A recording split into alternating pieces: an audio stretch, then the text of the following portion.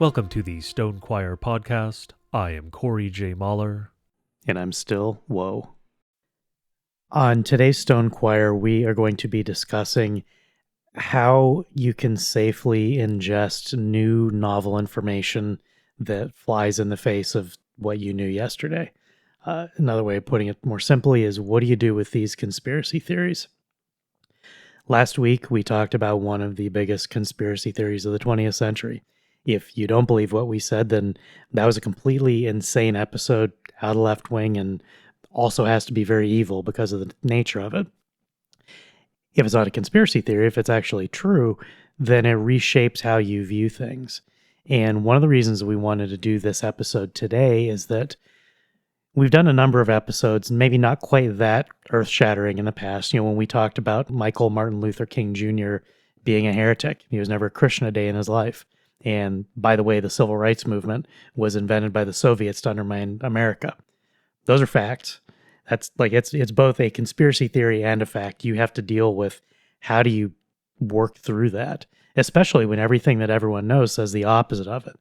So we wanted to discuss today what is important for us as individuals as we're taking in new information, because every day in the world, there's a new fad diet, there's some new scientific discovery that upends everything we knew, there's some political or historical revelation, and they all have the effect of unmooring us from reality, where we basically feel like, I can't trust anything.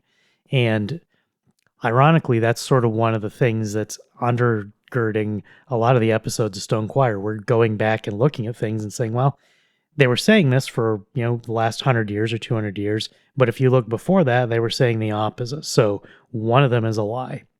So although we do a lot of episodes that are kind of destabilizing in terms of what I thought I knew turned out not to be true, we don't want people to feel completely unmoored from reality. We try to interleave the really serious stuff with episodes that don't hammer you as hard, because frankly, the very fact that the news cycle is dominated by this sort of disruption psychologically is itself psychological warfare. It's effectively a low-grade form of torture, which we'll be getting to towards the end of this episode. This episode's not going to be real long. We had originally planned on doing Bonhoeffer this week, but as Corey and I were getting into the research for that, we realized that it's going to take more research, because there's both so much wrong with the things that he said, and there's a degree of subtlety to the way he hid a lot of it that we want to make sure we get that one right. Simultaneously, we are both tuning into the Missouri Synod's Triennial Convention that began on Sunday, so we're a little bit disrupted. So this episode is not going to be a real long one. We're not going to do another 3-hour marathon. We just want to talk about, what do you do when someone comes along and says something like last week's episode? Because some people break. Some people ingest this new information and it kind of shatters them. It's called red pilling in a lot of cases. You know what that means. Some people turn that into their identity, and suddenly whatever is red pilled is the new thing and the only thing. And they will then only believe things that are both consonant with this new red pilled information, and they don't want to know anything else. And that's also insane. Like, as Christians and as honest men, our fundamental pursuit should be, what is true? What is truth? And the challenge of all of these things that are told as lies publicly, and things that are confusing where they mix lies with truth, is that if you aren't able to filter through that and realize some people are lying, some people are mistaken, and some people are telling the truth, and there's an intermixture of those, and there are reasons for each of those. If you're not doing a really good job as an individual of just filtering your own inputs, you're going to absorb information that's false. You're going to believe things that are untrue. Or you're going to have some mixture of truth and untruth that may drive you crazy. As we said, like, there are guys who believe the things that we said last week, which are true, but then that becomes all that they can think about. And that's part of the reason we saved it. Like, we're well over a year into doing Stone Choir episodes. We always knew that we wanted to tackle the Holocaust, but we didn't jump into it right away because, first of all, everyone would think that this was like the Holocaust podcast, which is not. This is fundamentally a podcast about religion and Christianity and truth. But as Christians, That's every day. That's 24 hours a day. It's not just on Sunday. And so there's other things that we all deal with in our lives that also need to be consonant with our Christian faith. And rejecting lies and embracing truth and balancing our focus in our daily lives is a key part of that, because you can spend your time listening to podcasts and thinking about stuff and studying, but you also have duties. God gives you other things to do. Now, maybe you're blessed that your duty, your vocation in life is to focus on that stuff. For most people, that's not the case. You have a job, maybe it's tedious, maybe it's really important, maybe it's both, but you have to provide for your family and you have to do other things. You can't get bogged down in tedious details that don't seem immediately relevant. So we have the luxury on a podcast of being able to tackle some of those subjects. Like one of the early episodes we did was on the neglected matters in Scripture. We'll do kind of an ongoing series of those things where we specifically made the point in that episode. We're not saying this is the meat of the Christian life. We are saying these are a few doctrines that are in Scripture and nobody really talks about them. Or when they do talk about them, it's just kind of way off in the distance. And all Scripture is breathed out by God and is useful for rebuke and reproof and correction of error. And when we start throwing things away or deleting things or minimizing them, we get into trouble. And so when we talk about Scripture explicitly, we want to go back and look at some of the things that modern Christians don't really take seriously. And as we're looking elsewhere in life, we have these things like today we're going to be discussing in some detail, just to give you a preview, the moon landing, the space race in general. We're going to be talking a bit about flat Earth. We'll be talking briefly maybe about nukes, whether or not they're true. Basically kind of going down the list of the things that Owen Benjamin has been inserting into the zeitgeist, because those are pernicious lies that are really driving people insane.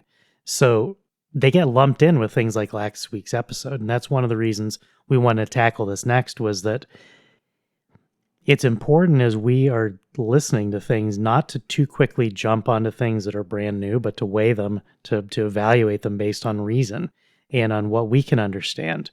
And so as we go through some of the details of some of these things that are lies that are being produced today, we're going to contrast them with some of the other things that are true that we've talked about in the past to illustrate how superficially it may seem like the moon landing and what happened in the 40s in Germany are on the same level. But when you look at the details of the facts, they go in a completely opposite directions in terms of veracity and verifiability.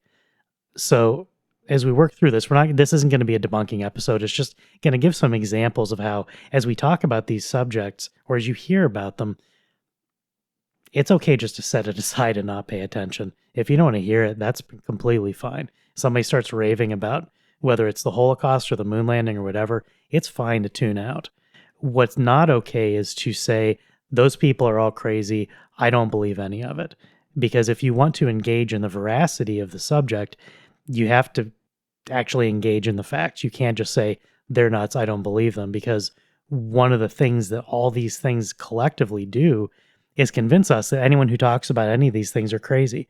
That's why a lot of these things end up in the same bucket. You have people believing completely insane things, like the gimmick from a few years ago, the birds aren't real. There's some guys, like it was an open prank that some people then sort of turned into either just a personality or they wanted to believe it because, hey, it's one more revisionist part of history. And so we want to try to equip you today to just filter out with a few simple heuristics. Am I being deceived here, or am I learning something new? And what do I do with it once I learn it? So one of the conspiracy theories that really crops up constantly in the US context and abroad as well, there are actually some countries where an even higher percentage of the population would say they don't believe in this, and that is whether or not the moon landings actually took place.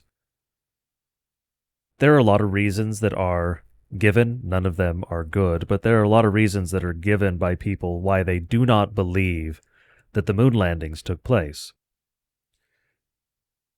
Now, part of this, of course, is because of all the other things that we are subjected to in our daily lives. We're bombarded with lies. We have lies about the COVID vaccines in quotation marks here, We have lies about what happened with the pandemic. We have lies about so very many things. So people will go back and say, well, when did they start lying to me? And so if they started lying to me about the world wars, well, why would I believe them about the moon landing? But as Woe said in the introduction, the moon landing is a very different thing. Not only because it is just a very different thing from a war or something like that.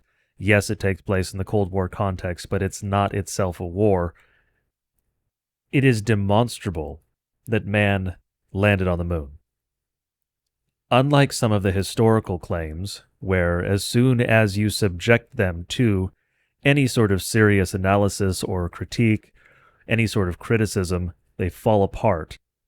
If you look at the claims around World War II and you actually subject them to scientific analysis, they immediately collapse.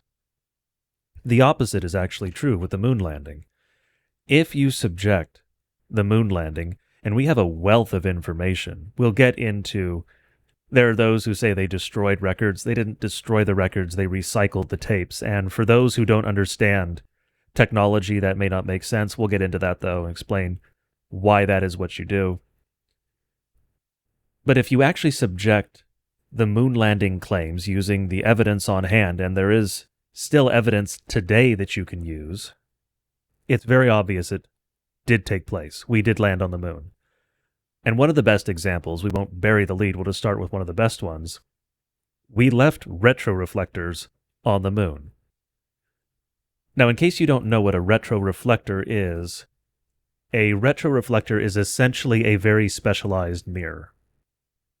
If you go into your bathroom and shine a flashlight in the mirror, you know that it will reflect basically at an angle opposite the angle at which you shine the light into the mirror, which is to say it will bounce off at a different angle unless you are directly in line with the mirror, in which case you'll blind yourself, so maybe don't do that. But the reason for that, there's some physics we don't really need to get into, but a regular mirror is basically just the one pane. It reflects at an angle relative to the angle at which the light is hitting the surface. A retroreflector is designed not to do that for a very specific reason. A retroreflector is designed so that over a wide angle, it will reflect light received back at the sender. Now, this is useful for many reasons. You actually probably own a retroreflector somewhere in your house. If you own a bicycle, you probably have a retroreflector. Those are used as the reflectors on bikes, and the reason for that is very obvious. If you have someone who is driving up behind you, you want the light from the headlights on that vehicle to reflect back at that vehicle so you're visible. If you put a standard mirror, they would just reflect off at some wild angle unless the light source happened to be directly in line with the mirror. Well, we left retroreflectors on the moon. The reason we did that wasn't to prove we went to the moon, because those who were actually designing that mission and the hardware and placing them weren't thinking about crazy people coming along later and saying this never took place. Rather, they wanted to be able to bounce a laser off of it and receive it back, obviously, same device that sent the laser out, so that you can tell how far the moon is from the Earth. Because now we can get extremely accurate readings of the distance from the Earth to the moon. However, this is a retroreflector. It's just sitting on the lunar surface with maybe $1,000 worth of hardware. You could go in your backyard and prove that man went to the moon. Not only that, you can prove, if you know a little bit of math, exactly how far it is from where you are standing on the Earth to where that retroreflector is sitting on the moon. That's absolute, concrete proof that man went to the moon. God didn't place a retroreflector on the moon and wait for us to discover it. We built that on Earth and took it to the moon and placed it there. One of the things when people attack the idea that we went to the moon, which is almost a separate question from the fact, and that's one of the goals, is to say, they don't simply want to deny that we did. They want to deny that it's even conceivably possible the humans could, which is immediately where the conversation goes. It's not simply we didn't do it, it's impossible for us to have done that, which is another part of this conversation. But it's important to acknowledge that there are two things going on simultaneously, and that's frequently the case with these things. The way that people attack these subjects is the opposite of the way that we attacked the subject last week. So I'm going to give a couple examples by contrast. As I mentioned, Owen Benjamin is one of the chief, I'll say architects, but like he's one of the chief ringleaders of the current idea that it didn't happen. He's certainly not the first. He's a very smart guy. He's very intelligent. He probably has a genius level IQ. He's also a comedian.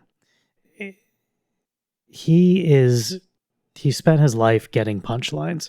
And when you deliver a punchline and you get people to laugh, there's a short-circuiting effect that occurs where you present your joke, you present the body of what it is you're doing, and then you land the punch.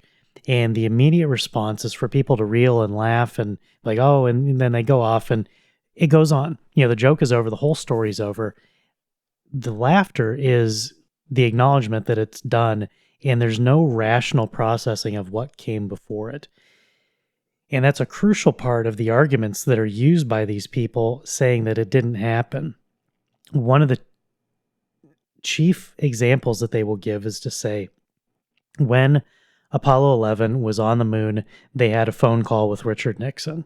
And the comedians will say, I can't even make a phone call work well from my car on the highway. And so if in 2023, you can't get a cell phone with all this modern technology to connect a call, how could Richard Nixon in 1969 with a tin can have a phone call with astronauts 250,000 miles away? Well, that's a punchline. That's a cheap shot. It's the easiest, stupidest question to ask. And if someone has no knowledge of anything, like, oh yeah, well, that makes sense. I use a cell phone every day and I hate it. It's terrible. It doesn't work. It's comedian level rationality. I don't even know what to call it. It's garbage. You can go and listen to the so-called phone call that they had. It was clearly scripted. It was timed, and it was an even more laggy version of what Corey and I do when we're doing this podcast. This isn't really a conversation. We're not in the same place. We take turns talking because there's enough lag that we don't want to interrupt each other. In the cases where we do try to interact live, usually there's some stumbling over each other. They were careful to avoid that. So if you actually go listen, we'll put in the show notes the actual conversation that the astronauts and President Nixon had in 1969. Just listen to how it goes, because the comedian will tell you, oh, they had a phone call. If you listen to it, these were incredibly powerful, incredibly sophisticated radios with directional antennae, carefully tuned in a program that today is worth, I think, like $175 billion. This is not your cell phone. We're talking about the very best communications technology that was possible in 1969 with no wattage limit, which is a big deal. Your cell phone would always have connectivity if it had 100 watts of output. It doesn't. That's one of the key differences. But all you have to know is that when you listen to Nixon and the astronauts talking, they're not talking. Nixon gives us a speech that's like a minute long, and then the astronauts give a canned response that's like 20 seconds long or something. It wasn't a conversation. They each gave brief statements, and they took turns doing it. That's not a phone call. So even by itself, just that one thing, it's a phone call. That doesn't work on the moon. It doesn't work on my neighborhood. That's the level of argumentation that you get from people who are denying what is easily the most well-documented event in all of human history. I don't say that with any exaggeration. The amount of documentation that went into the entire process of the Apollo program, including the launches and the return of those vehicles, it's indescribable how much data they had. Radios, telemetry, just unfathomable amounts. And unfortunately, we just passed the 50th anniversary of the moon landing, and then this was back in the news a couple weeks ago because we just passed January 20th of this year, which was, of course, the day that we landed on the moon. in 1969.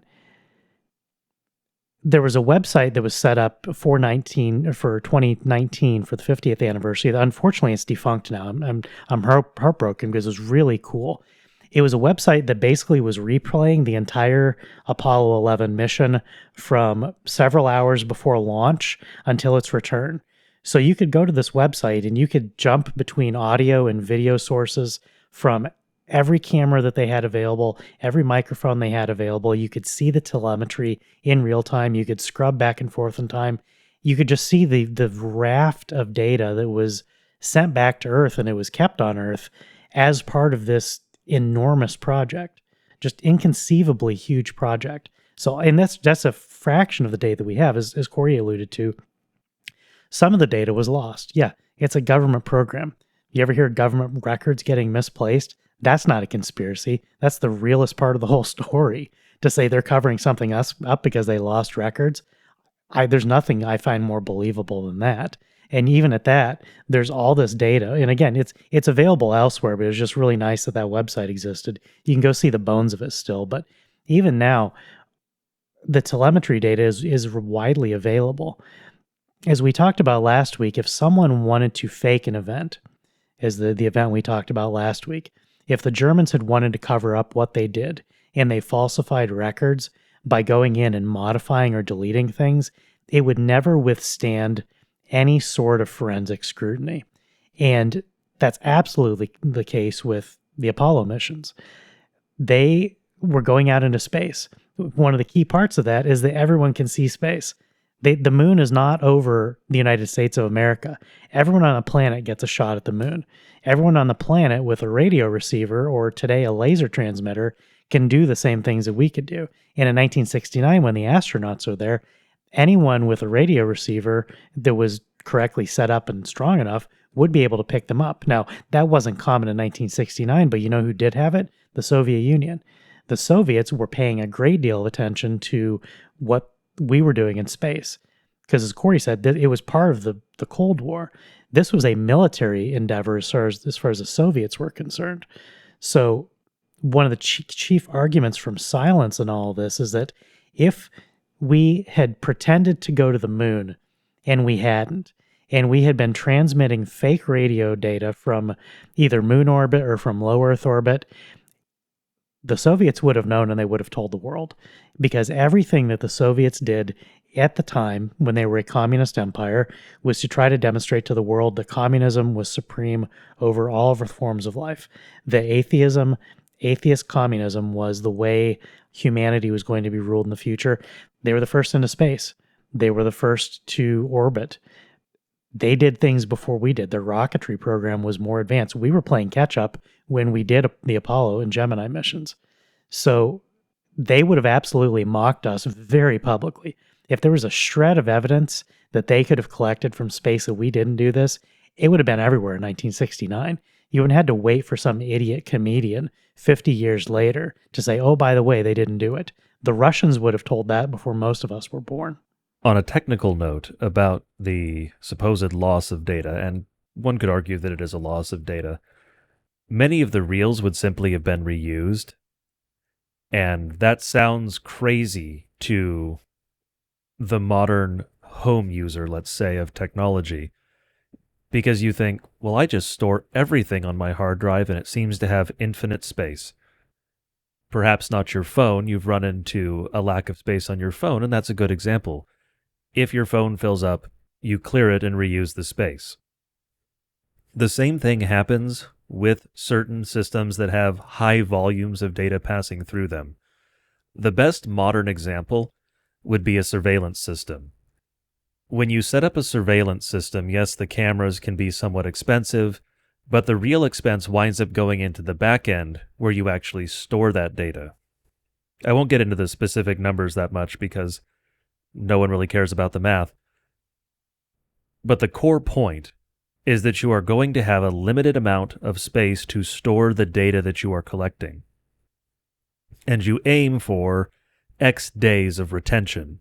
So if you have an incident that occurs, you want to have back 90 days, say. And so you calculate your storage needs and you have enough storage for 90 days.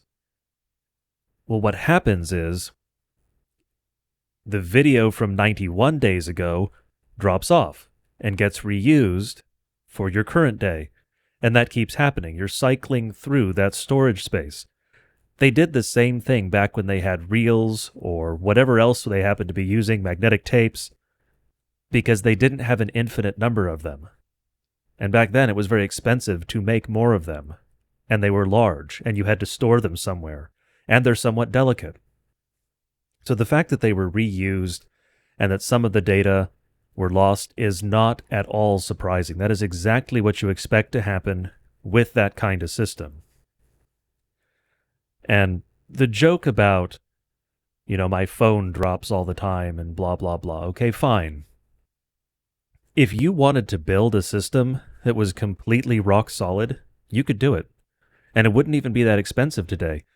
Earlier, I was looking at some hardware for something completely unrelated, but you can set up a 10 to 20 kilometer link for about $2,000 that will be completely stable. You could have a constant stream of data over this with no interruptions, and it has enough throughput to do a little math. There's enough throughput in that to fill your hard drive, if you have an average size hard drive, in about 2 hours. That's a lot of data. Which is to say that if you wanted to build a system that was completely stable, you could do it. The phone system, your cell phone, is not completely stable and reliable because of cost. It's the same thing as when you're storing X days worth of video of surveillance. You could store it indefinitely, but the cost keeps going up because you're going to have to buy new storage every time you fill your old storage.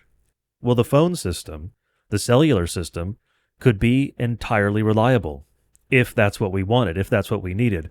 We have systems like that for emergency services and things that are more sensitive to drops in quality or just entirely drops in service. We don't do it because of cost. The cost of building out that sort of system is extremely prohibitive unless you live in an area that is extremely dense. For instance, when I lived in Southern California, I had nearly perfect cell service basically everywhere I spent my time, unless I was hiking in the middle of nowhere. Obviously, in the depths of Sequoia National Forest, okay, fine, I don't have service there. But everywhere in LA and in the surrounding areas, perfect service. Because of density. It makes sense to build out the network where you have literal millions of users. Now I live somewhere that is significantly more rural. My service here happens to be pretty good, but there are many places around where I live now where I don't have very good service. Because of the cost, it would not make sense to build it out. And so it makes perfect sense that you would have good connection for something like the Apollo mission, which is critical, and yes, your cell phone doesn't perform to the same standard. It's insane to compare the two. And as Woe mentioned, the point is the joke. It's a joke being told by a comedian. Aha, it's funny that my cell phone drops service. No, really, it's actually a wonder device that I have in my pocket that can do this virtually unlimited list of things that were inconceivable 40 years ago. Certainly inconceivable 100 years ago, 200 years ago. But yes, haha, it doesn't work all the time. Okay, fine. We understand the joke. Don't let the joke become warrant to believe something that is insane, because then you've just made yourself the joke. Why would you take a joke from a comedian and turn that into one of your actual beliefs about the real world? That is an insane thing to do. Another common example that comes from the folks who say that we couldn't have gone to the moon is the Van Allen belts. You may have heard the term before. They're these belts of ionizing radiation around the Earth. It's radiation that's held by the magnetism of the Earth itself that does exist in places in lethal levels. And so the theory from guys on Twitter and YouTube who are not nearly smart enough to actually do any of this math is that the Earth is surrounded by this murder cloud and no one can possibly transit that cloud or they'll all die instantly because it's radioactive. NASA was worried about this. They were worried about the Van Allen belts. They knew about them. They knew of their existence. They had correctly modeled them in the 60s so that they knew that they were uneven. There are these multiple layers and pockets of radiation that are unevenly distributed because the galaxy and the solar system are basically, as an allusion to the flat Earth thing later, they're kind of a pancake. They're basically oriented in a flat fashion.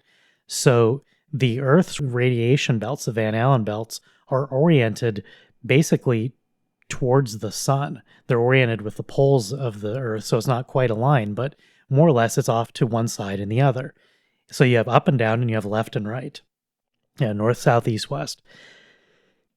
That's important because the Van Allen belts are not perfect spheres. We're not talking about electron shells around a neutron. We're talking about a torus. It's a round donut basically around the Earth of, yes, lethal levels of radiation. So NASA mapped it. They made sure that they understood all the risks. One of the other things that you'll hear from the Benjamins of the world is they would have had to have so much lead shielding they couldn't have possibly taken off. We'll link a video in the show notes that goes in briefly in just a bit of details, and it talks about some of the specifics that you can go Google if you actually care about the science.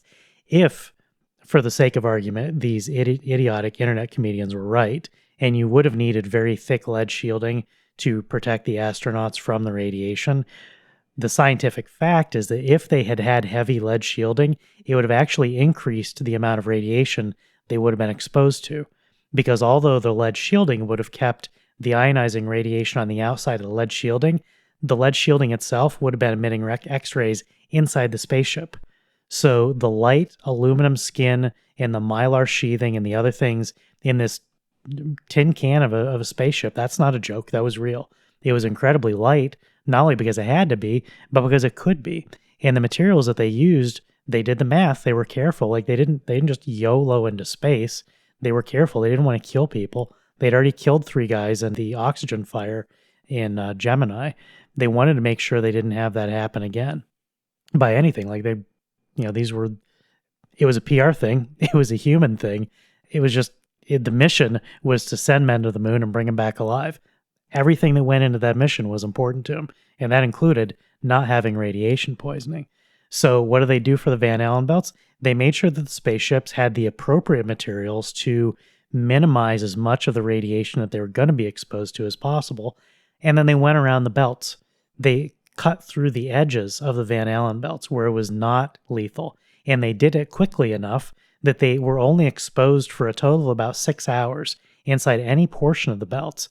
And all 3 of the astronauts were wearing dosimeters, so they knew how much radiation they were exposed to. Their entire trip through the Van Allen belts in the deepness of outer space with no magnetic shield from the Earth protecting them, they received less radioactivity exposure than a nuclear worker would today in a nuclear plant. It was a completely safe, innocuous, not even interesting level of radiation. It wasn't like they couldn't do that.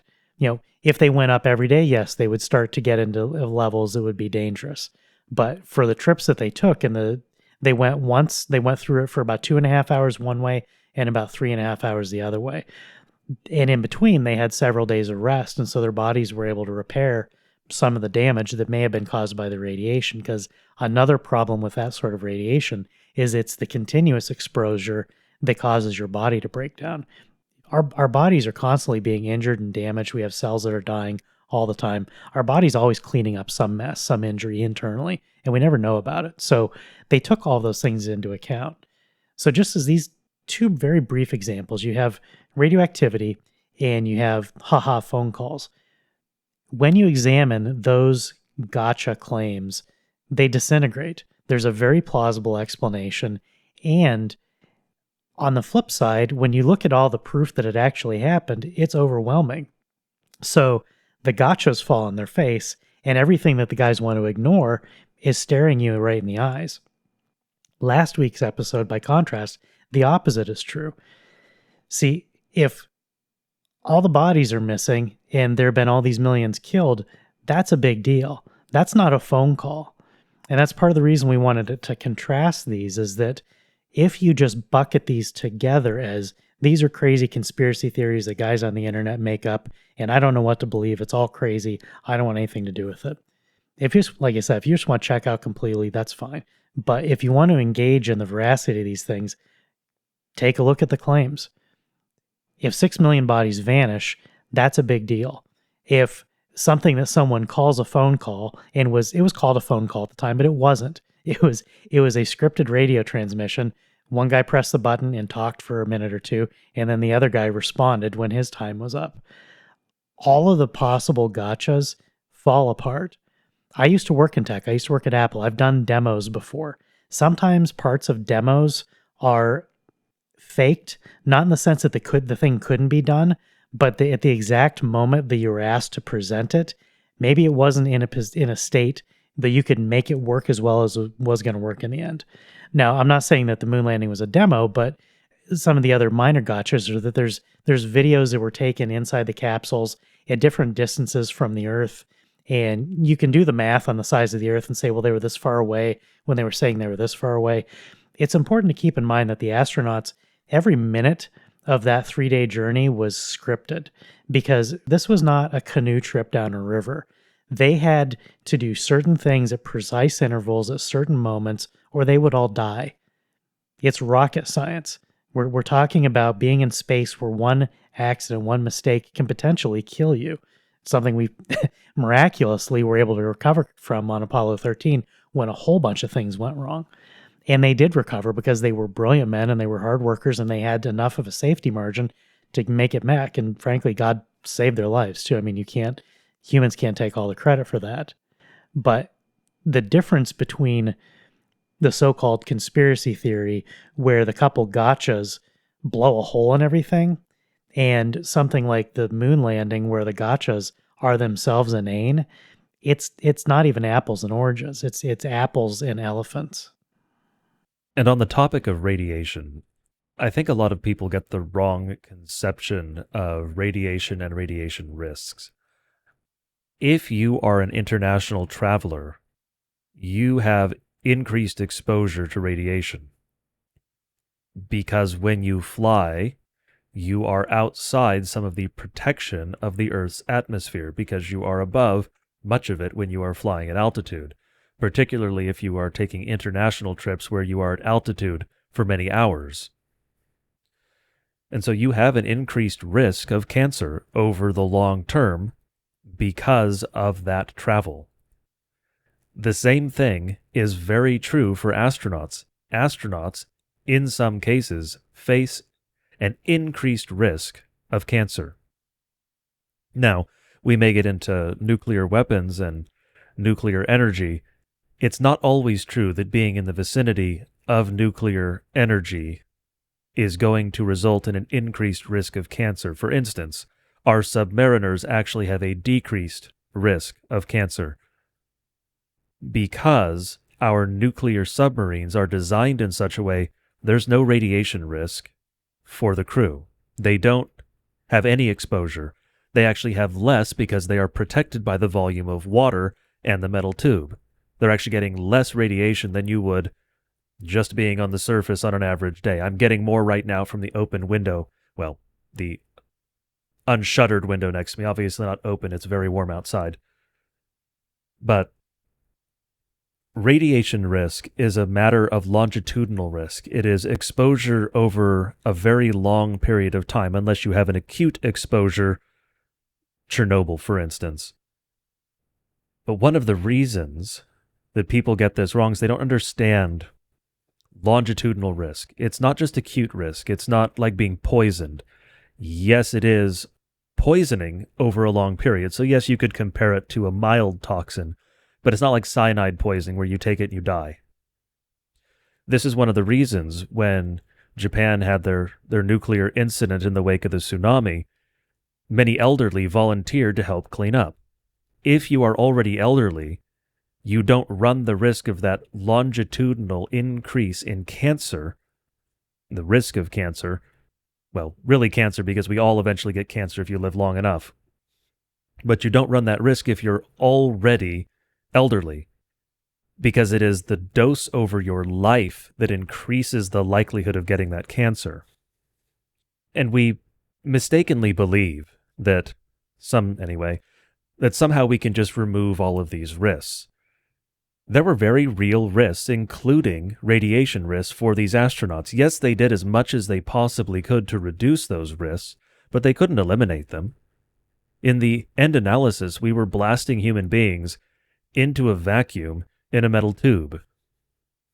We'd already sort of done so and learned many things, obviously, from submarines, because that's the best comparison for this.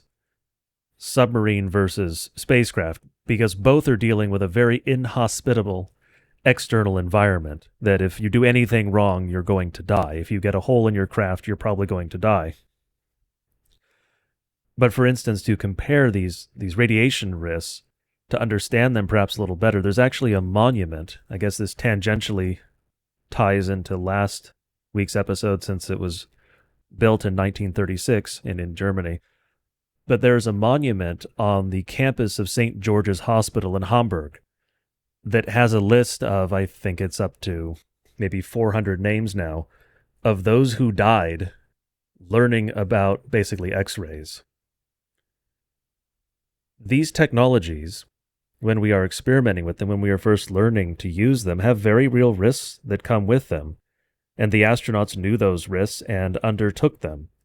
So when people say that, oh, well, you couldn't do it because of X, Y, and Z, no, that's a risk that you run. You account for the risk, you minimize the risk, but you can't eliminate it. And so it's not an argument against the moon landing that there was some sort of risk involved in radiation exposure. That's going to be the case with human spaceflight unless we figure out some way to totally mitigate radiation, which we have not done yet. That's actually one of the biggest hurdles in getting men to Mars, because that is significantly more radiation exposure than just a trip to the moon. The moon's not that far away. The 3-day trip, not very long. A 6-month or more trip to Mars, that is an immense exposure to the hard radiation of vacuum, unless we discover some new way to mitigate that. And I think that a key element of all of the various details, so-called, in the conspiracy theories that we're talking about today is that they rely on the person listening not being intelligent, not being smart enough to either understand the variables or to even have any conception that such a thing is possible. And so when you say cell phone, ha ha ha, everyone's like, yeah, I know what a cell phone is. Corey talked about, like, there are different degrees of engineering required for different things. And you spend the money, you get the results you want. There's nothing abnormal about that. That's how everything works. It's, the joke in racing used to be you can spend cubic inches or you can spend cubic bucks. You can have an incredibly exotic engine that can go really fast, or you can have a really big engine and you'll get similar results. When these punchlines are thrown out and these stupid little gotchas like cell phones, and one of the other thing is that they were on the moon, and why are all the pictures of the sky black? Why aren't there any stars? Well, have you ever seen a difference in what your eyes can pick up in the daylight versus at night? Your eye has an iris. Your eye has light sensitivity. In fact, it has two different sets of sensors, one for regular light and one for low light. Because in regular light, you can see color. In low light, you really can't. So your eyes switch between the rods and cones depending on how much light is available so that you can still see something. In space, when they were on the moon, it was always the middle of the day. There was no nighttime anywhere, anytime they were in space. They were always in full 100% sunlight, which meant that they were at the maximum possible eyeball saturation, and cameras have even less dynamic range than our eyes do. Cameras are stopped down considerably compared to the range of a human eye. And so a camera, if it can see, for example, the Earth clearly without the Earth being completely blown out to the point that it would just be shining white, there's literally no possible way for the same camera to show stars in the background and the Earth. It's one or the other because of the difference in the albedo, the difference of the brightness of the objects. So if you don't know anything and you don't care to learn, and maybe you're not smart enough to understand, and I don't refer to intellectual capability to be insulting. God made some people to be smart enough to worry about this stuff. Don't let someone like Owen Benjamin prey on your inability to understand a lot of the scientific details to convince you that something that obviously happened couldn't have happened. It's just that's the key element here. When the claims that we made about Martin Luther King and the claims that we made about the Holocaust were simple. They're not fancy scientific claims. Cookie math. If I have 4 ovens in 5 years, how many cookies can I bake? That's not tricky. That doesn't rely on any secret knowledge. It's the opposite of what's going on here. And so again, they seem similar if you're just thinking, wow, crazy guy on the internet's telling me something. The difference is in the quality of the questions. The quality of the question of where did all the bodies go is fundamentally different than the quality of the question, how did they make a phone call from the moon? There's no possible comparison. And so you as a listener, I think one of the important things is this guy just preying on my scientific ignorance? And as we said at the beginning of last week's episode, don't just believe what we say because we say it, or even if it seems convincing. One of the really heartening things that came from last week's episode, we got a ton of feedback from people saying basically it took them aback because people had never heard, maybe they'd heard 1 or 2 bits and pieces, but most people had never heard any of that. And they weren't necessarily going to believe it right away, but the thing that was consistent about a lot of the feedback was that everyone who heard it took pause because suddenly things that didn't make sense before are starting to make sense. And that's another contrast between something that's true, where there's actually a legitimate concerted effort to deceive us, like COVID, for example, and something that's a lie, like denying that we landed on the moon when it's plainly visible and plainly obvious and easily proven. In the narrative, there's the same amount of proof for both. One thing, we could have done another 3 hours like last week with completely different sets of facts, completely different information, and still blown your minds the same way. There's that much incredibly obvious stuff. One of the things I didn't mention was that if you go to Google Ngrams and search for capital H Holocaust, the word doesn't appear until the mid-60s. Compare that with the moon landing. If you search for moon landing, in 1969, everyone was talking about the moon landing, and it wasn't because they were faking it in real time. In the show notes for this episode, we'll have a few links to some different breakdowns from different groups of people about how when you look at some of the speculative denials of what happened, it falls apart. One of my favorite ones is from some movie special effects guys, because the big claim is that, well, we didn't go, we faked the whole thing. It was all a stage. It was movie producers. It was Stanley Kubrick faking the whole thing. These guys said that with current technology, we could not fake it as well as they did. They said it would have been cheaper to actually go to the moon than to fake it as well as they did. The technology absolutely didn't exist to fake the specific details that you could have only gotten right if you were actually on the moon. There's things about the alignment of the light and reflections that you can only have if your light source is millions of miles away. It can't be a light source that's hanging up on the ceiling in a soundstage. And so the quality of the questions and the quality of the evidence is fundamentally different. And so one of the key themes of this episode is that when you're weighing these things, if you want to delve into crazy guys on the internet telling you stuff for the first time, if you're willing to do that, it's okay to assume up front that it's all crap. Assume that you're being lied to. I do. Frankly, it's part of why I'm good at thinking. I assume that anything that anyone tells me, I assume every part of it is false, and I try to pick it apart. Now, it's not abrasive and it's not crazy. It's just I have a filter where anything that's true is only going to get through because I picked apart all the pieces that could possibly be false. The reason I fell for the narrative of what we talked about last week was that I never did that. People said, hey, this happened. I'm like, okay, whatever.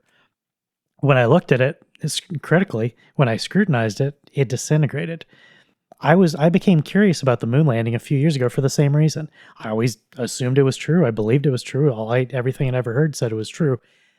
All these people suddenly start saying, oh, it's fake. It's all made up. It's insane. It's crazy. They're lying to you, man. Like, okay, I don't believe that, but I'll go look at your evidence. And so I did. I spent a while looking at the evidence the same way I looked at last week's evidence. And what I found was the exact opposite. When you actually look at the raw materials, it's just inconceivable that it could have been faked. Never mind that it wasn't. We have all the physical evidence that it was. We have reams, just virtually infinite amount of proof. There was no way to fake it. You know, one of the things I looked at, I've never seen written about, but one thing I personally came up with was there were multiple Apollo missions where we sent men up and they went into orbit. And even the narrative that says that we never went to the moon because we couldn't leave the Van Allen belts still says that we sent men up into outer space, because obviously everyone saw Saturn V rise and then saw the Apollo capsule come back down. That means the guys went into at least low Earth orbit. Well, when you go up into space in low Earth orbit and then you come back down, you have a return trajectory. And you can look online. We won't put this in the show notes. It's not important. But when I looked, I found that for the Apollo missions where the astronauts went up into space and just circled the Earth, they had one return trajectory. It was relatively shallow, if I remember correctly. And then we have another one for the missions where they returned from the moon. And the numbers for the return trajectory for the moon were off by like 50 degrees. It was a massive difference. I can't remember which direction, but it was substantially different, to the point that if Apollo 11 had only gone into low Earth orbit and faked it, their return trajectory would have been physically impossible. They wouldn't have been able to return to Earth on the trajectory they did unless they'd been coming from the moon. So that was something I just dug into myself, because I'd never seen anyone talk about it, but when I found that data, it seemed like that's a pretty obvious example. Someone who's intelligent is going to find that and say, yes, this adds up, or it's a lie. You know, if all the return trajectories had been identical, I would have needed, for my own edification, an explanation for how that could be possible, because it wouldn't make sense. When I saw the two numbers were wildly disparate for low Earth orbit versus lunar return trajectory, I'm like, okay, here's just another piece of evidence that it wasn't even typically used, that when I look at it, like, yeah, it all adds up. Even the stuff nobody's talking about adds up. That's what you'll find when something is true, is in the nooks and crannies where no one's looking and no one's talking, it all still makes sense. That's how reality works. The truth is true everywhere in every direction. And a lie, even if something can be convincing to someone in some narrow point, it falls apart as soon as you step back just a little bit. Obviously, we aren't going to try to go over every single supposed objection that has been raised to the moon landing. That's not the goal of the episode, and we don't want to spend 6 hours talking about the most insane things you've ever heard. But I think there are two that are worth addressing quickly, simply because they are very easy to address and they're completely ludicrous claims. The first is that the footprints are obviously fake. That's what they try to argue. And they argue this for a number of reasons. One, they'll say they're much too defined, they're too perfect. If you are so inclined, I don't recommend doing this, but if you are so inclined to prove this is possible, buy a bag of flour, go outside, don't do this in your kitchen, go outside, dump it on the ground, put on your hiking boots, and step in it. You'll reproduce the same sort of footprint that we see in the photographs from the moon.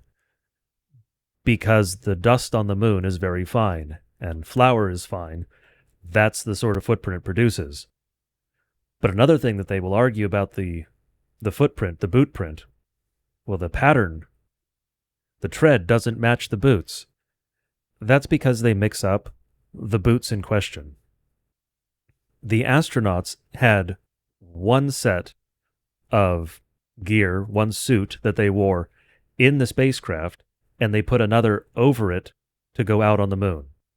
Because of course you would do that. You don't wear the same clothing for everything, clearly not when you're going into hard vacuum.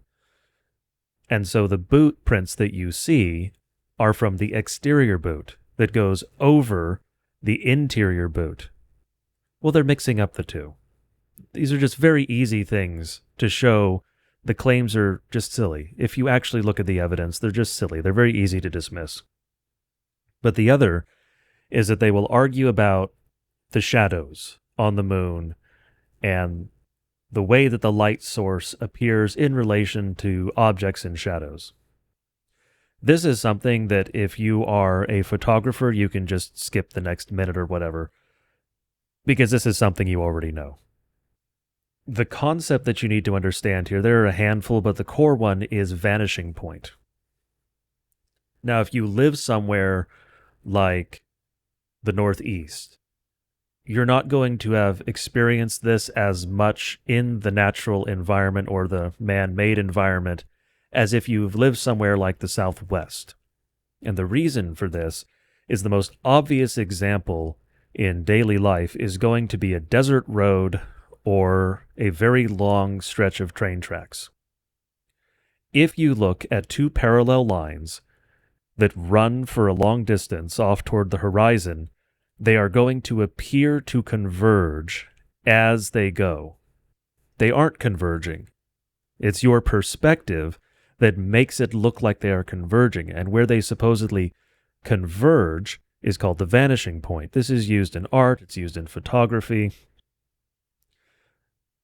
But that is what is happening on the moon with some of these shadows and the perspective of the cameras. You have a single point of light, obviously the sun, and then you have a vanishing point away from that, away from the perspective of the camera, which is going to cause certain effects. It's going to look like things are moving toward or are oriented toward this point, this vanishing point, when they aren't really. It is an effect of perspective. It is not something actual in the physical environment. There are certain things that you see in one way because that's how your visual system processes it. That's just how things interact in the real world. But if you go and examine it, it's other than what you saw. And this is one of those examples. It's not saying don't trust your eyes. It's just saying recognize what your visual system does. Recognize the limitations. You don't have infinite range on your vision.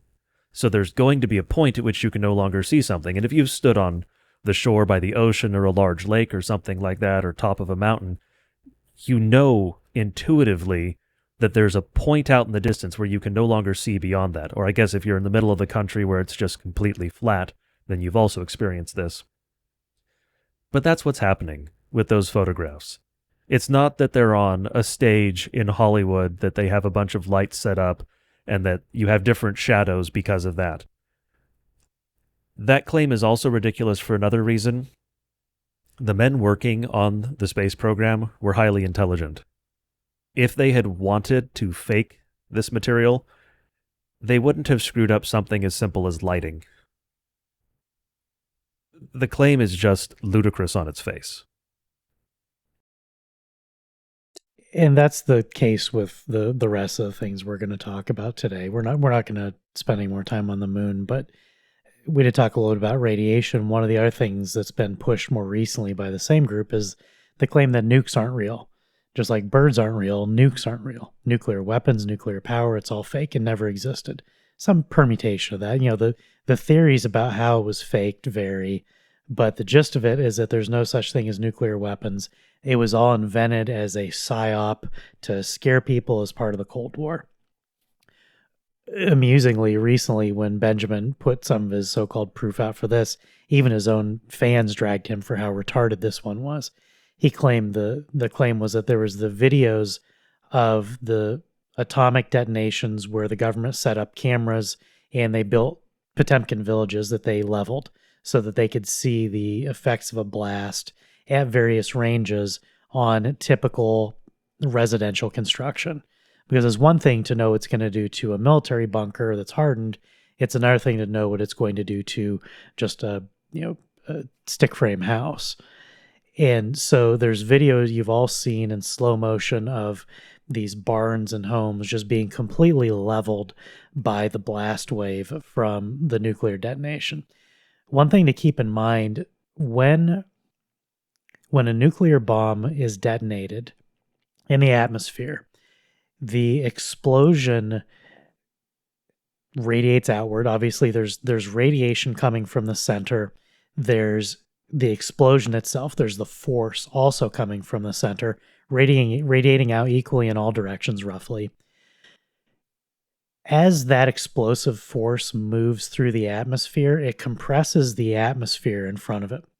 What that means is that the air right in front of the explosion gets compressed a lot. There's a difference in the explosive space between regular explosive and what's called high explosives.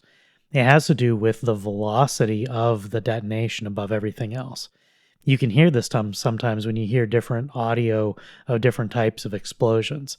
Some of them just sound kind of boomy, and some of them have a lot of a crack. When a nuclear detonation occurs, the air in front of the detonation is compressed so that it is denser than steel. The air itself, the wave of air in front of the wave of explosion, because remember, the explosion is creating a vacuum behind it. It's pushing everything outward. And so at the edge of the explosion, you have a blast wave. And the blast wave isn't the explosion. The blast wave is actually the compressed air that has the density of steel out for a great distance. And so when you see those buildings being flattened, it is the function of the explosion, but it's actually the air that's been compressed to the density of steel or close to it that's hitting those buildings. So it's just air. It's just like the big bad wolf blowing, huffing and puffing and blowing on the house, knocking it over, except that when it's going faster than the speed of sound and it's compressed to the density of steel, it's like being hit by a freight train. And so there's the video of the houses being flattened, and there were cameras pointed at the houses. And so Benjamin and some others have claimed, well, how is it that they could build a house that would be flattened, but the camera was fine? Cameras are fragile. How could it possibly survive? Everybody dragged him forward because it was such a stupid take. Those cameras were 5 miles away in specially reinforced bunkers, particularly oriented away from the blast itself, shielded as much as possible from the blast, and they were 5 miles using extreme telephoto lenses to look at the buildings that were flattened. And so once again, this is just an example of when a narrative is true and someone comes up with nonsense evidence like this, it just crumbles. It's almost stupid on its face. And as soon as you look at it, it's like, how could anyone possibly fall for that? But if your mind is primed so you're like, well, someone says that the government lied to me about this thing too. If you get to the point that you're just willing to believe anytime someone tells you something is a lie, you're functionally every bit as demoralized as if you believed everything that they told you was true. If you're just believing everything unthinkingly, uncritically, that's the danger spot. And disbelieving has the same effect. If you disbelieve every single thing that anyone tells you, no matter how much evidence is brought before you, you're in the same boat. You're unanchored from reality. And that's the real danger of all this. Not only does it deceive people about something like, this is a religious podcast. We're not saying if you don't believe in the moon landing, you're going to hell. We're saying if you're falling for really dumb excuses for some of these things, it's putting you in a position where you can be easily deceived. Because people are going to come along and say, oh, well, here's the next thing they lied to you about. And frankly, as I said earlier, it's kind of ironic for that to be coming from Corey and me on Stone Choir, because a lot of our episodes are specifically about that. But it's why we're very careful to lay out a simple case for this, where you can go look at the evidence for yourself and it doesn't fall apart. We could make elaborate arguments for the things we claim. We don't. We make simple, straightforward, verifiable arguments, because truth is not esoteric. Truth is not hidden. It's not secret. It's just right there. And it's the lie that requires complicity from everyone for it to propagate. The truth, just like the truth of the Apollo reentry trajectories, it's just sitting there waiting for someone to look. And when you look, you're like, well, yep, there it is. That makes perfect sense. We want the arguments that you're willing to accept to be those arguments that are predicated on truth, that are based on something that adds up. and are simply going along either because everyone says believe this because everyone says to believe it, or if you're in the minority camp, don't believe anything they tell you. Everything they're telling you is a lie. You shouldn't fall for that either. You're in a bad way in either case. So when you look at stuff like, are nukes real? Is the moon real? Is space real? There are literally people who believe that space is fake and gay. They think that outer space doesn't exist, which, on a matter of theology, directly contradicts Scripture. Scripture repeatedly has God pointing to the heavens, to creation in the sky, the stars, all the wonders of creation outside of the earth as examples of his glory. So when you say space is fake and gay, you're denying Scripture. You can't do that. God put that stuff there to declare his glory. And when he talks to us in Scripture, he says, look it up. This is how awesome I am. Look at the stars and see my glory in them. They testify to me. When we on the earth are saying, I don't believe anything's real, you either become a nihilist or you become a Gnostic. But you're ultimately going to become led down a path of spiritual decay. It's not just about getting tricked or falling for some meme on the internet. It's about being unmoored from the things that actually do matter. And so don't lose your bearings as you're navigating this stuff. Just, it's fine to treat things lightly and to work through them casually. Don't fall for things, and don't disbelieve things either because no one agrees with them. You have to think. There's no shortcut for this one. You have to think things through. And if you know that you're just not equipped for that sort of thing, and some people aren't, God did not equip some people for doing a lot of heavy thinking. That's fine. It's nothing to be ashamed of. But don't then go listen to Owen Benjamin run his mouth for 2 hours and say, yep, I believe all this. I'm not going to spend any time investigating the science, but this adds up. This comedian is definitely telling me the truth. No, he's selling something, and he's entertaining you. I don't care about entertainment, but don't lie to people when you're entertaining them. Related to nuclear explosions and the shock wave in that front of compressed air, some people have spun up crazy theories about the lines that appear in some videos of nuclear explosions. This, again, is one of those things that is very easily explained on the same level as the boot prints on the moon. When they were conducting one of the nuclear tests, one of the scientists noticed that a cable that was used as a tether for a balloon, one of the measuring devices, appeared to have a break in it.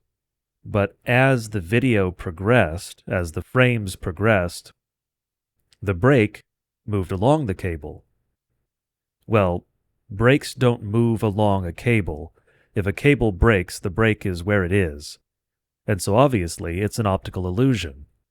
And the optical illusion is going to be caused by basically incandescence, the compression of the air, that wall of air expanding outward, the shock wave. It's causing refraction with the light. And so they decided to use this because it's very difficult to see where that border is when you're trying to see how quickly the mushroom cloud, how quickly the explosion, whatever it is you're measuring at the time, how quickly that's expanding. Even when you're using a camera that takes 10,000 frames per second, which one of the cameras they used did that.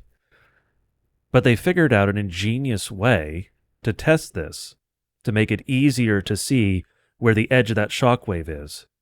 And it's very simple. They use smoke rockets. So, right before, as basically as tight a tolerance as they could get, right before the nuclear detonation, they launched smoke rockets. That's what you see. Those lines are smoke trails. And the reason they look bent is because of the effect that I just described, this refraction of the light, dealing with that wall of compressed air moving outward. And so they used that as a way to measure how quickly the shockwave was expanding. And so that's what those are. Those are literally just smoke lines created by smoke rockets. They were used in order to test some of the numbers related to the explosion, how quickly things traveled. It's not some weird... I've seen all sorts of crazy claims. I won't go over the exact claims themselves, but it's not a conspiracy. It's literally just making it easier to see the edge of the shockwave. So the last one we wanted to touch on just briefly today is flat Earth. It's probably the stupidest of the entire bunch, and it's also probably the most pervasive and persistent, in part because there's historical warrant for it. At some point in the past, people didn't necessarily understand that the world was a globe, that it's a sphere, incidentally, like every other heavenly body ever discovered. And so, that's a historical claim. That's a sort of claim that we do make on Stonequire and other circumstances, to say, well, everyone believed this for a long time, and then somebody comes along and believes something else. What do? Somebody got it wrong. Who got it wrong? The difference is that when it comes to whether or not the Earth is flat, people for thousands of years have understood that it was a globe. We've understood that we had a shape that was not a pancake. I alluded to that before. The Milky Way in every galaxy is basically like a pancake. It's not two-dimensional, but it's oriented as a disk.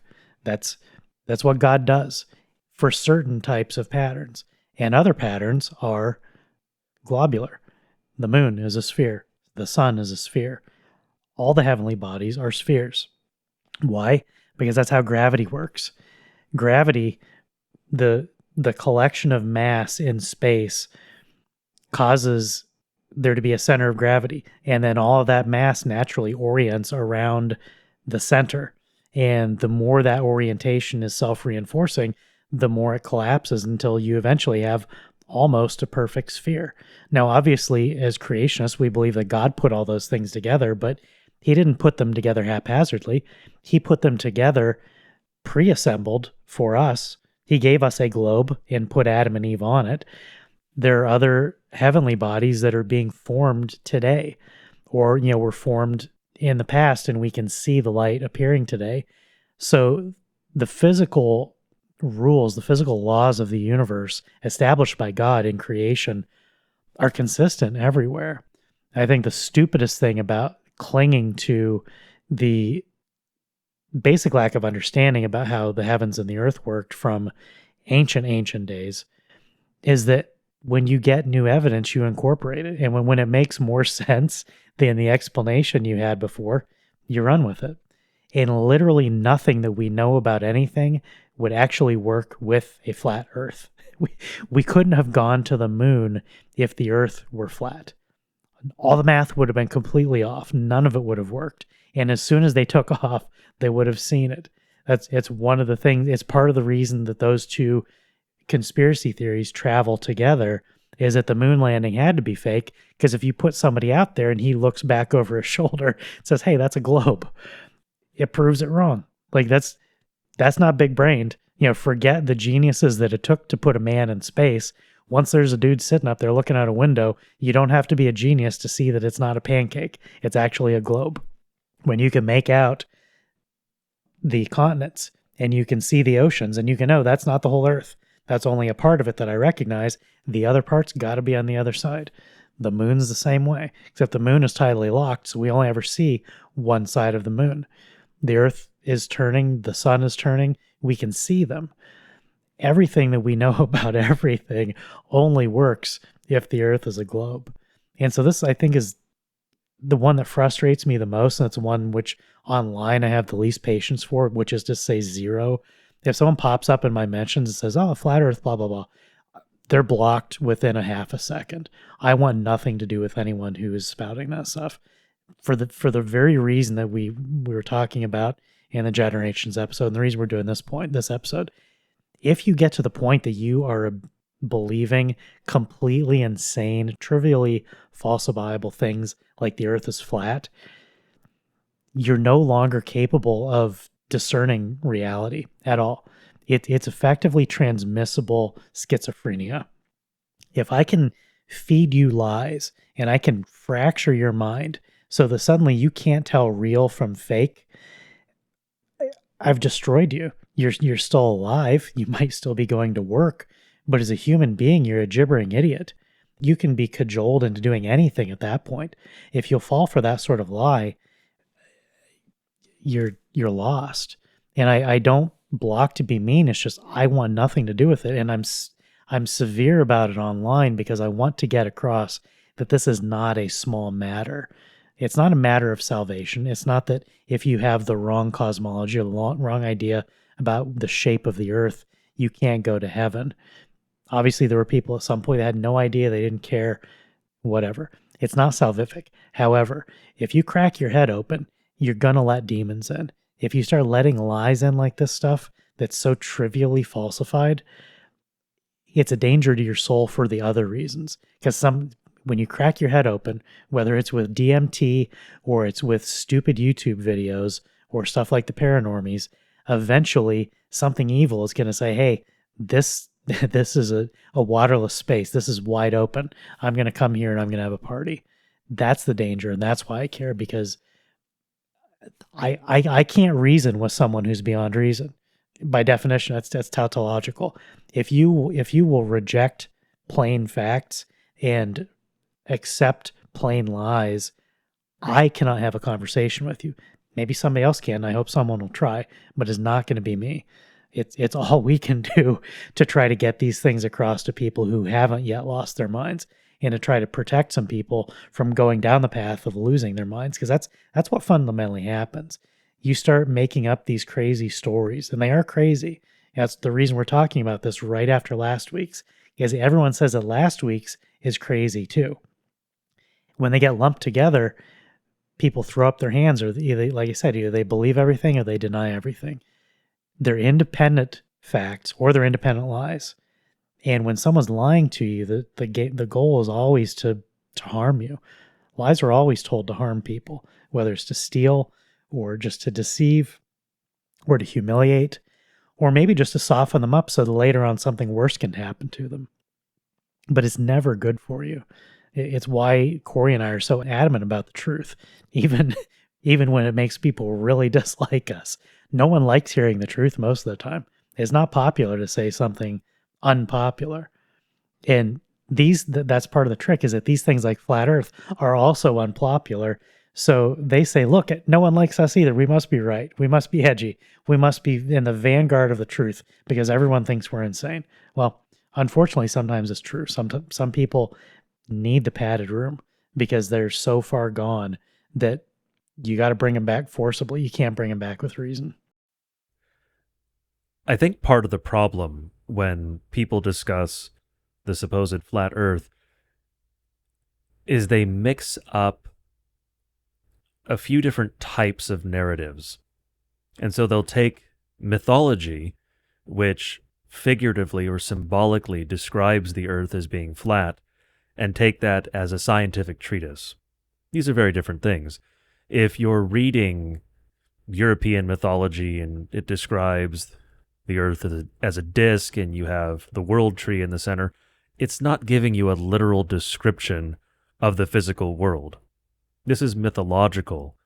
And the same thing is true in various other mythologies as well. There's no need to go into the details of those. But you have these descriptions that are poetic, you have that in the Greeks, or symbolic.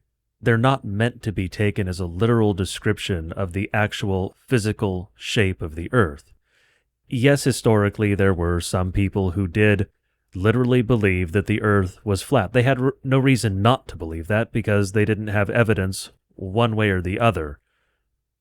Because in their daily experience, there wasn't really, I wouldn't say a way for them to test it because it's very easy to test. But there was nothing in their daily experience that would conclusively show them, no, the earth is actually round. It must be round. You could explain it as being round or being flat, with what, say, the average peasant saw in his daily life. However, using only high school math, you can figure out not only that the earth is a sphere, it's actually an oblate spheroid, but we'll say sphere because saying the other one sounds silly and it takes too long. But you can figure out that the earth is a sphere, and you can not only figure out the shape, you can figure out the circumference of the earth. It's not very hard to do. And it was calculated many centuries ago, And there were also many who believed that the Earth was, they believed correctly, the Earth is a sphere. Pythagoras being one, Aristotle being another. Many medieval scholars could list many names, but the Greek gentleman who actually calculated the circumference of the Earth, the first of which we know, was Eratosthenes, and he was born in 276 BC. So this was thousands of years ago, and he calculated the circumference of the Earth within 2%. And he did that with nothing more than a well, an obelisk, and some Greek dude that he paid to walk 800 kilometers and count his steps. So what he did was he measured the shadow in one location in Egypt and then measured a shadow in another location in Egypt at the same time. Now, if you do that, you can figure out the angle at which the light is hitting the obelisk by the shadow it is casting. And if you compare the angles, you can figure out very easily using just, again, high school math, whether the surface is flat or round. Because if it's flat, the shadows will be the same. Because you have one source of light, the sun, hitting these two, whatever they happen to be. He would use an obelisk or something similar. You could do this with a stick if you were so inclined. But the shadows will be the same. You're dealing with the same angles. If they're the same height, it'll be the same length. And that's the case if the Earth is flat. As it turns out, the shadow in the first location, where he was located in Alexandria, was significantly longer. Because the Earth is a sphere. And so the light is hitting them at the same angle, but they are located in different positions on the surface of a sphere. And so the shadow cast is different. I'll link a video in the show notes that will explain exactly what he did. It's from Carl Sagan. You can say whatever you want about him, but the information is accurate in the very short video on this. And so he calculated the circumference of the Earth. And as I said, he was off by less than 2%. This is not something that is difficult to do. This is not something that you couldn't go out and do right now if you were so inclined. This doesn't even take $500 or $1,000 worth of hardware, which is what you'd have to do if you wanted to bounce a laser off the retroreflector on the moon. Still very doable, more expensive. This can be done with some sticks, some time, and a lot of walking, and then a little bit of math. We know that the Earth is a sphere. If you've flown anywhere, you've seen that the Earth is a sphere. You can tell when you're in a plane the Earth is a sphere. There's no doubt. If you live near the ocean, you can tell the Earth is a sphere because you can watch ships sail over the edge.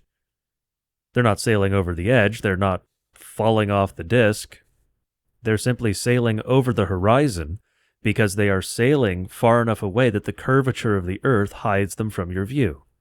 The same thing happens if you're out in the ocean and you're approaching or receding from an island, or if you have the misfortune of having wind turbines, windmills out in the water where you are, you can see the top of them in some places, and if they're farther away, then they start to disappear beyond the horizon. This is something that is very easily verified in modern life. There's no reason to believe that the Earth is flat. It just makes you sound like an insane person. Of course, that's the point. Because if you start to believe things that are insane, you start to become untethered from reality itself. You become untethered from the truth. Just because you have been lied to about a great many things in life, and that is most certainly true. We've gone over a number of some of the big ones and some small ones. But just because you've been lied to about certain things in life does not mean you've been lied to about everything, particularly something that you can go outside and see with your own eyes. Go stand on a really tall mountain and you can see the curvature. Or go stand next to the ocean or just a large lake. This is something you can see and verify with your own eyes relatively easily. I think one of the things that people have trouble with is the sheer scale of space, including the Earth itself. The Earth's diameter is about a little over 7,900 miles across, depending on where you measure it. I think it's about 7926 at the equator. When you see videos from low Earth orbit, for example, when Jeff Bezos took his rocket up, when he did his launch, he went up 66 miles. 66 miles is a long way to fall, but in terms of a globe that's over 7,900 miles across, he barely got off the surface. And so when you do see videos from great heights, there's a perceptible curve, but it's very small. As Corey said, there are various examples you can see from the ground, and it becomes clearer the higher you go. But no matter how high humans go, up to the point of, the space shuttle when we had one and the space stations, they're all in low Earth orbit. They're only a couple hundred miles up. That's not very far at all. If you're up 250 miles and the planet is 7,900 miles across, you're small in terms of distance relative to the immensity of the planet beneath you, which is, I think, one of the things that's tricky when people see stuff from space. One of the things that will happen when you're looking at video from space is that camera lenses themselves will impart a degree of curvature. And it's easy to misread the curvature from a camera lens and mistake that for the curvature of a planet, because it'll swap. If the camera seems like shows a curved horizon and you pan across, it's actually possible, if it's a fisheye lens, for the curvature to swap. So it looked like the horizon was in one direction, and then it will curve in the other direction. That means that it's a fisheye and it's not a neutral perspective from the camera. We don't need to speculate on whether or not the Earth is a globe. There's literally a satellite in orbit right now at a high Earth orbit. It's at 22,000 miles away. So it's 3 times further away from Earth than the diameter of Earth. That's more than enough distance to get some perspective. It's called Himawari 9. It's a Japanese satellite that they put up in order to monitor weather patterns, because in Japan, they get a lot of typhoons. It matters to them a great deal to detect and predict if there's a possibility of severe weather coming from the sea, because they're surrounded by it. So there's a camera up there continuously transmitting the entire globe in color all the time. You can find videos on YouTube. We'll link one of them. I know if there's a live feed somewhere, almost live feed, showing the regular transmission of this data. You can see the thing turning. It's 22,000 miles away, looking back over its shoulder at us. It's looking at the planet that God created for us. So again, this stuff is so trivially falsifiable that someone has to believe that everything they're hearing is a lie in order to believe any of what they tell you about this stuff. And as I mentioned at the beginning, fundamentally, there's an element of mind control to shaking someone's confidence in reality, to snatching them away from what they know and substituting some other thing. And as I said, it's something Corey and I are sensitive to, because this podcast doesn't certainly intend to dislodge you from reality, but we intend to carve out those places where what we perceive as reality has been malformed, which again it's what the flat earth guys are trying to do too. It's potentially a noble cause, but you have to also be right. It's not just enough to say, I want to be a red pill dispenser. I want to tell everyone all the hard truths. Well, whatever. Tell the truth. And if the truth is hard to swallow, that's maybe a separate conversation. The truth shouldn't be hard to swallow. And if it is, there's probably something else going on. I want to read this quote. It came up on 4chan about 8 years ago on the subject of John Oliver's show from Comedy Central. It's a 30-minute show where they'll do brief skits and he talks about the news and everybody laughs. This description of how that show is conducted, I think is a great microcosm of how some of this stuff plays out and how our perceptions get twisted by just how information is coming into us. So the post reads as follows. The subject of John Oliver came up when a colleague, a fellow psychologist, and I were discussing politics a few months ago. Although we were both in agreement regarding the general inanity of the HBO show, my friend was surprised when I explained that the real insidiousness of its unmistakably hypnotic structure and pacing. I ended up pulling up an episode or two off YouTube to show her what I meant. All the segments I've ever seen from this show follow the same repetitive format. Present some argumentation and facts, quote unquote, for about 10 seconds, then quickly follow these up with a snarky quip, which themselves overwhelmingly take the form of complete non sequitur or otherwise absurd metaphor, before any rational processing of the preceding argument can take place in the mind of the viewer. Further telling is that the only beats or mental pauses in the show's pace exist solely to highlight the approving laughter of the studio audience. Repeat the same basic formula without variation 20 to 40 times in a row, and you have one of the 12 to 20 minute segments that form the backbone of the show. The end effect is obviously not to deliver information, but rather to literally teach the viewers on a subconscious level to mentally associate derisive laughter with any person or opinion that is at odds with the narrative's take on the chosen issue. And it accomplishes this by maintaining a strict adherence to a roughly 20-second cycle in which a stimulus is presented and a response is cued. This is the sense in which the show is fundamentally hypnotic in effect, even more so than its precursors in the genre, Daily Show, Colbert, etc. To my mind, Oliver's show is representative of the media's increasing mastery of the methodologies of mass conditioning. In fact, it is almost such a perfect technical accomplishment that I would almost have to admire it on technical grounds, which moreover is in the hands of the entirely wrong people. I think that this exemplifies one aspect of what goes on when you have guys like Benjamin and others who they're fundamentally just trying to get attention. They want to make people laugh. Fine.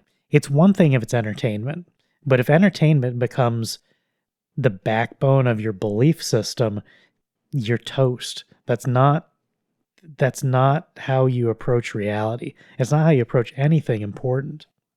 And so when things that get called conspiracy theories all get labeled the same and they all get packaged together, the ridicule element of the Oliver show comes into play, because the same guys who are telling you that the earth is flat and we didn't land on the moon and nukes aren't real, a lot of those are also telling you what we told you last week. And naturally, if you discredit any of those claims, you know that the person is full of crap. And so if the person is full of crap, why would you want to believe one of their harebrained claims, even if it happens to be true? You're not ever going to pay attention, because once you discredit one of them, you're out. Don't listen to liars. Don't listen to crazy people. I completely advocate that. Stay away from people who are selling insane things. It's bad for you. It's bad for your soul. It's bad for your mind. Part of the reason that these things are permitted to exist in public discourse is that it creates this tar pit where guys who are willing to listen to things like last week's episode can't differentiate between true revisionist history that says, you know what, here's some very fundamental facts that undermine the whole thing. That looks to the same to their mind as when someone comes along and say, did you know that there was a camera recording of a nuke explosion, and cameras are nuke proof, so that means that nukes aren't real? Or they say that Earth is flat and I can prove it, and here's this diagram, or here's some math that you can't understand. And if they're strident enough or they seem smart enough, they're never very smart. That's another thing. Corey and I watched a bunch of videos from these people in preparation for this. They're all dumb. Owen Benjamin's not dumb, but he's not. I don't think he believes this stuff. I think he's just a straight up liar. I think he knows that he's deceiving people. It doesn't matter, because everyone else downstream, they're dumb. They're not intelligent men.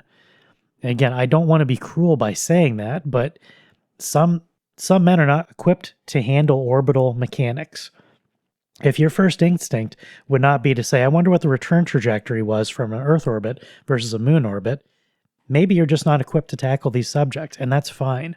But don't let someone come along and give you a bad explanation for why you should disbelieve an obvious thing.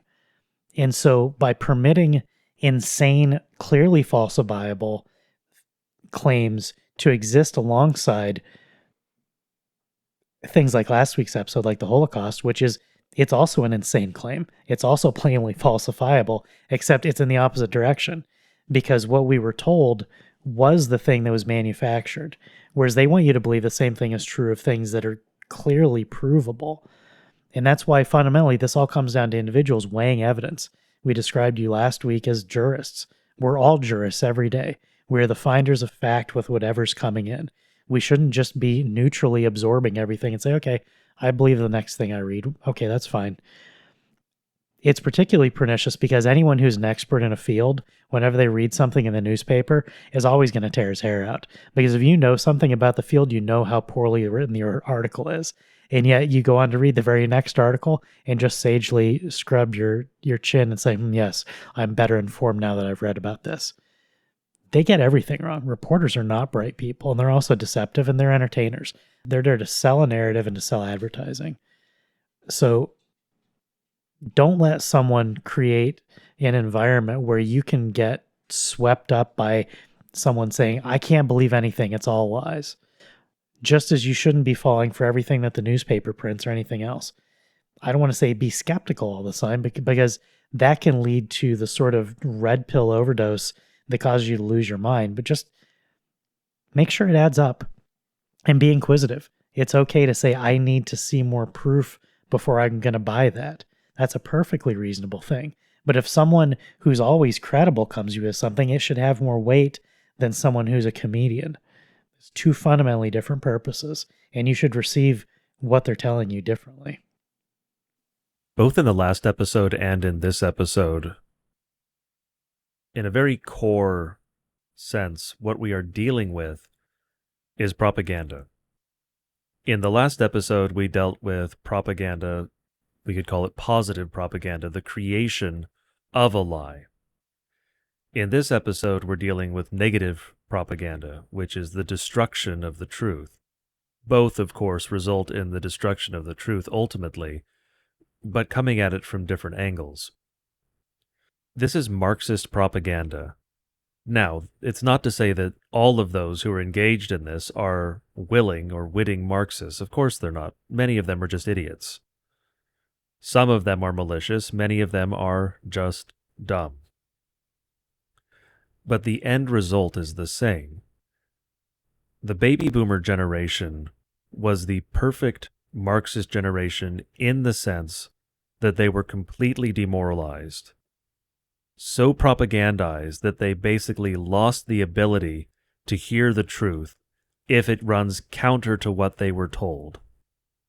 That's, of course, the goal of Marxist propaganda.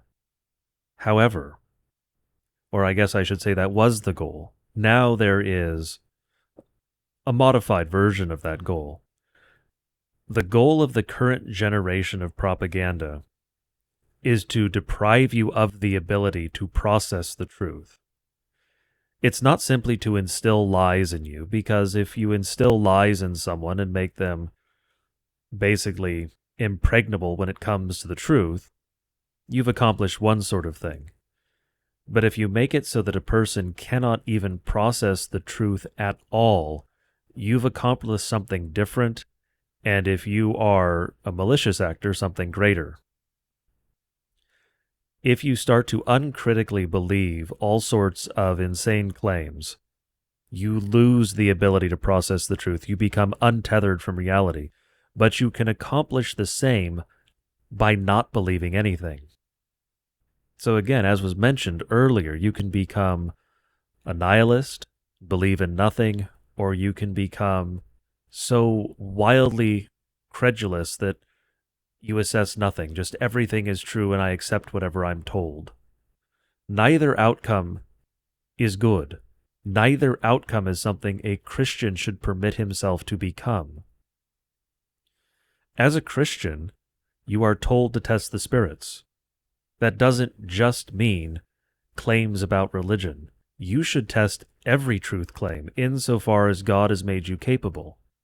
If God has not made you capable, then you need other men in your life whom you can trust, who can assess those claims for you. That's why it's vitally important to know whom you can trust and whom you cannot trust.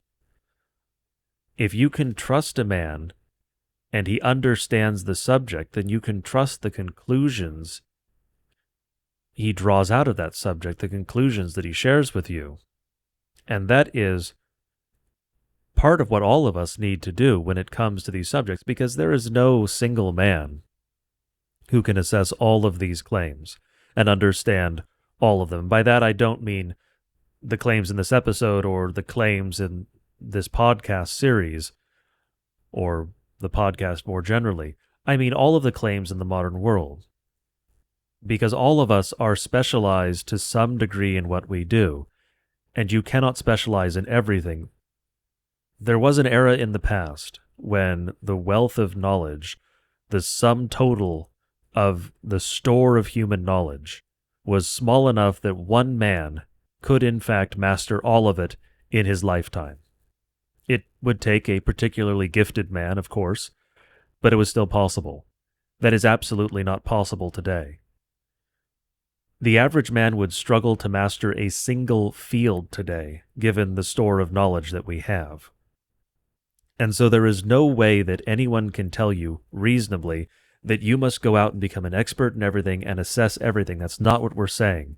That would be to drive you into sheer insanity, because it would be, or probably despair, because it would be absolutely unattainable. What you have to be able to do is assess the reliability and the truthfulness of other men, so you know whom to trust, and also use what God gave you to assess claims. Now, as with the medieval peasant and the shape of the earth, there are going to be things that do not matter to you. You don't have to worry about those if they don't involve you, if they don't matter to you. But when there are claims that are advanced, that make claims about God's creation, that make claims about Christianity, that make claims about your nation, your history, your people, you have to be able to assess those to some degree. Some of the claims that you need to assess are going to be relatively simple. As I mentioned with the shape of the earth, you could literally go out and with high school math figure out the shape of the earth if you just have a bit of patience and don't mind some walking. Those are the sorts of things where it's just inexcusable to believe what is false, because what is true is so readily verifiable. If it is a more esoteric claim, and you don't have reason to believe one way or the other, then don't believe one way or the other. You don't have to take a stand on every single issue, despite what social media has led some people to believe. If you don't know about a subject, you don't have to have an opinion on it. I don't have any opinions when it comes to quantum chemistry. I don't know enough about the field to have any opinions. And so if you asked me a question about something in that field, I would say, I don't know. And that is a fine thing to say. In fact, the men you should never trust are the men who never say, I don't know. Because those men are definitely lying to you. Because every man has to, at times, say, I do not know. Because there will be things you do not know. You're not an expert in everything. I'm not an expert in everything. Woe isn't an expert in everything. No man is an expert in everything. And so an honest man must be willing and able to say, I do not know. The claims we're talking about here, and the reason we picked these ones, these are the sorts of claims that are designed to make you doubt reality itself, to drive you into insanity, to make you incapable of assessing the truth. And that's why it's important to get these ones right. You don't need to know everything about the moon landing. You're not a 7-year-old learning about dinosaurs. You don't have to memorize every single fact. But the core reality, it is vital to get that right. We did go to the moon. We did land on the moon. We left evidence of the landing on the moon. Not litter. We may have left a little of that as well, but we left retroreflectors. We left proof. We have proof of nuclear weapons. We have video, photos, eyewitness accounts. We have extensive proof that they're real. We know the shape of the Earth because, again, you can calculate it, and we have satellites in orbit feeding real-time images of the surface of the Earth. I will link the one that was mentioned in the show notes. And so as Christians, these sorts of claims, we need to get them right. Because if you lose the ability to assess truth in one area, that will spread to others. You will lose the ability to assess truth in other parts of your life. And Christianity, fundamentally, at its core, is a truth claim. Because the truth claim of Christianity is that Jesus Christ is God. Jesus Christ died on the cross. Jesus Christ died on the cross as a substitute for you. And if you have faith in that, in those facts, in those statements of truth, then you will be saved. Now, of course, I'm not saying that you just have to know only the history. I'm not making that theological claim. Yes, I recognize that it is notitia, assensus, and fiducia. You must know the truth, assent to the truth, and trust in the truth. It is the trust, it is the faith that saves. But Christianity fundamentally is a truth claim. And again, I mentioned the transcendentals in the last episode. I won't go over that again, but truth matters, because truth is the nature of God. And so it may seem like this episode, we went over some things that are perhaps a little crazy, which they are. Or you may think, why does this matter? And I've just gone over why it matters. Because as Christians, the truth matters. Because God is truth, and our religion is the truth. And if we reject the truth, ultimately we wind up rejecting all truth.